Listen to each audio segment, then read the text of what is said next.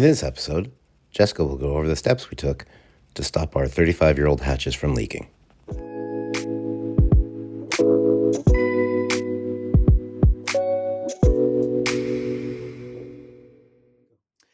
So the problem with the leaking was coming in at the corners, and from years of people pushing, instead of pushing on this to open it where it's metal, they would push on the glass to open it.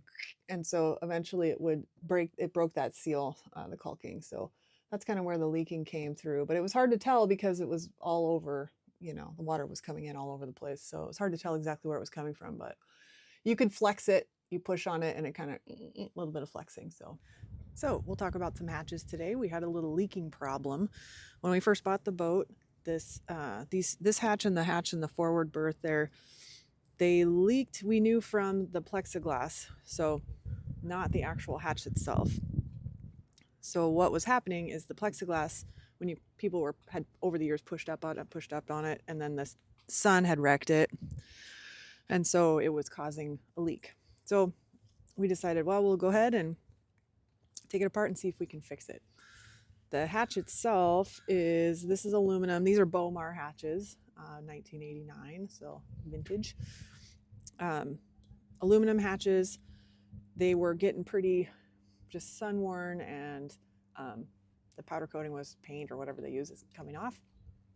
So I went ahead and kind of sanded down a little bit and then put on some epoxy paint on it, some white, just plain white, to just protect it, so at least it wasn't getting more damaged. So did that. Plus it looks a little bit more clean. Went ahead and scraped out all this has like silicone in here. Use this little, I don't know, this is what we had, a little scraper tool. Scraped it all out. Popped out the glass. There's two, I don't think you can see them, but there's two metal kind of pieces here on the inside of the hatch. And so clean the glass up, clean that. They had like double stick tape on the inside of it to help. Must have been when they put it together, I don't know. So cleaned everything, painted the outside, cleaned this guy, and then masked everything. So I had to mask all the way around on the paint side, get all that perfect. Then I had to mask all the way around the edge of the glass, get that perfect so we could have it ready to put the sealant in there. So it actually has quite a gap when it made quite a gap. So we used Boat Life caulk, which it comes in, well, we used black, but we had some discussion on whether it should be clear or black. I am glad we went black, even though I wanted clear, but it turned out well. So had everything taped, went around it. We actually ended up flipping this glass over. It was, what had happened over the years is the plexiglass had warped up a little bit too. So we just said, well, we'll flip it over. So we took it and flipped it over. That helped with so it didn't have these edges lifting like it did before. So did that to both hatches. So far, so good.